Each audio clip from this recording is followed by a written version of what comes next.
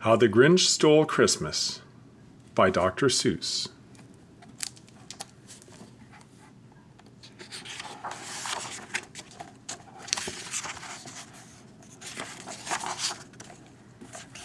How the Grinch Stole Christmas by Dr. Seuss. For Teddy Owens.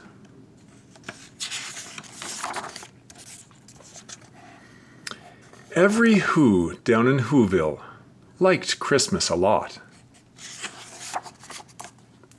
But the Grinch, who lived just north of Whoville, did not.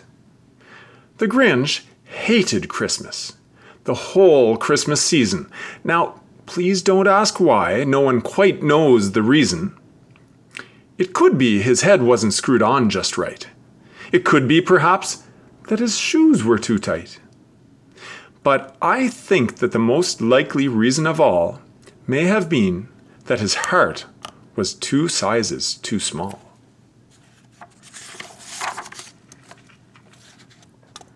But whatever the reason, his heart or his shoes, he stood there on Christmas Eve hating the Whos, staring down from his cave with a sour, grinchy frown at the warm lighted windows below in their town. For he knew every Who down in Whoville beneath was busy now hanging a mistletoe wreath. "And they're hanging their stockings," he snarled with a sneer. "Tomorrow is Christmas. It's practically here." Then he growled, with his Grinch fingers nervously drumming, "I must find some way to stop Christmas from coming." For tomorrow, he knew, all the Who girls and boys would wake bright and early. They'd rush for their toys, and then, oh, the noise! Oh, the noise, noise, noise, noise! That's one thing he hated. The noise, noise, noise, noise! Then the Whos, young and old, would sit down to a feast, and they'd feast, and they'd feast, and they'd feast, feast, feast, feast. They would feast on Who pudding and rare Who roast beast, which was something the Grinch couldn't stand in the least. And then they'd do something he liked least of all. Every Who down in Whoville, the tall and the small, would stand close together, with Christmas bells ringing. They'd stand hand in hand, and the Whos would start singing. They'd sing, and they'd sing, and they'd sing, sing, sing, sing. And the more the Grinch thought of this Who Christmas sing, the more the Grinch thought, "I must stop this whole thing. Why, for 53 years I've put up with it now. I must stop this Christmas from coming. But how?" Then he got an idea. An awful idea. The Grinch got a wonderful, awful idea. "I know just what to do," the Grinch laughed in his throat. And he made a quick Santa Claus hat with a coat. And he chuckled and clucked. "What a great Grinchy trick! With this coat and this hat, I look just like Saint Nick. All I need is a reindeer." The Grinch looked around, but since reindeer are scarce, there was none to be found. Did that stop the old Grinch? No. The Grinch simply said, "If I can't find a reindeer, I'll make one instead." So he called his dog Max. Then he took some red thread and he tied a big horn on the top of his head. Then he loaded some bags and some old empty sacks on a ramshackle sleigh and he hitched up old Max. Then the Grinch said, "Get up!" and the sleigh started down toward the homes where the Whos lay a snooze in their town. All their windows were dark. Quiet snow filled the air. All the Whos were all dreaming sweet dreams without care when he came to the first little house on the square. "This is stop number 1. the old Grinchy Claus hissed, and he climbed to the roof, empty bags in his fist. Then he slid down the chimney, a rather tight pinch, but if Santa could do it, then so could the Grinch. He got stuck only once for a moment or two, then he stuck his head out of the fireplace flue, where all the little Who stockings all hung in a row. "These stockings," he grinned, "are the first things to go." Then he slithered and slunk, with a smile most unpleasant, around the whole room, and he took every present. Pop guns and bicycles, roller skates, drums, checkerboards, tricycles, popcorn and plums, and he stuffed them in bags. Then the Grinch, very nimbly, stuffed all the bags one by one up the chimbley.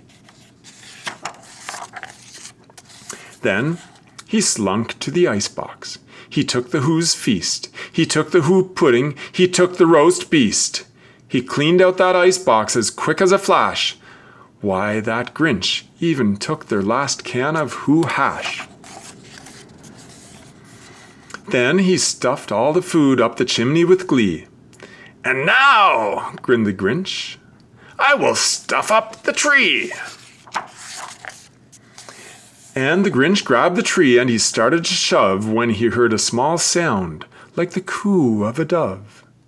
He turned around fast and he saw a small Who. Little Cindy Lou Who was not more than 2. The Grinch had been caught by this tiny Who daughter, who'd got out of bed for a cup of cold water. She stared at the Grinch and said, "Santa Claus, why? Why are you taking our Christmas tree? Why?" But, that old Grinch was so smart and so slick. He thought up a lie, and he thought it up quick. "Why, my sweet little tot," the fake Santa Claus lied, "there's a light on this tree that won't light on one side. So I'm taking it home to my workshop, my dear. I'll fix it up there. Then I'll bring it back here." And his fib fooled the child. Then he patted her head, and he got her a drink, and he sent her to bed. And when Cindy Lou Who went to bed with her cup, he went to the chimney and stuffed the tree up. Then the last thing he took was the log for their fire. Then he went up the chimney himself, the old liar. On their walls he left nothing but hooks and some wire, and the one speck of food that he left in the house was a crumb that was even too small for a mouse. Then he did the same thing to the other Who's houses, leaving crumbs much too small for the other Who's mouses. It was 1/4 dawn, all the Who's still abed, all the Who's still a snooze when he packed up his sled. Packed it up with their presents, the ribbons, the wrappings, the tags and the tinsel, the trimmings, the trappings. 3,000 feet up the side of Mount Crumpet, he rode with his load to the tip-top to dump it. "Pooh-pooh to the Who's," he was grinchiously humming. "They're finding out now that no Christmas is coming. They're just waking up. I know just what they'll do. Their mouths will hang open a minute or two. Then the Who's down in Whoville will all cry, boo-hoo." "That's a noise," grinned the Grinch, "that I simply must hear." So he paused, and the Grinch put his hand to his ear, and he did hear a sound rising over the snow. It started in low, then it started to grow. But the sound wasn't sad. Why, this sounded merry. It couldn't be so, but it was merry. Very! He stared down at Whoville. The Grinch popped his eyes. Then he shook. What he saw was a shocking surprise. Every Who down in Whoville, the tall and the small, was singing without any presents at all. He hadn't stopped Christmas from coming. It came. Somehow or other, it came just the same. And the Grinch, with his Grinch feet ice cold in the snow, stood puzzling and puzzling. How could it be so? It came without ribbons. It came without tags. It came without packages, boxes, or bags. And he puzzled 3 hours till his puzzler was sore. Then the Grinch thought of something he hadn't before. Maybe Christmas, he thought, doesn't come from a store. Maybe Christmas, perhaps, means a little bit more. And what happened then? Well, in Whoville, they say that the Grinch's small heart grew 3 sizes that day. And the minute his heart didn't feel quite so tight, he whizzed with his load through the bright morning light, and he brought back the toys and the food for the feast. And he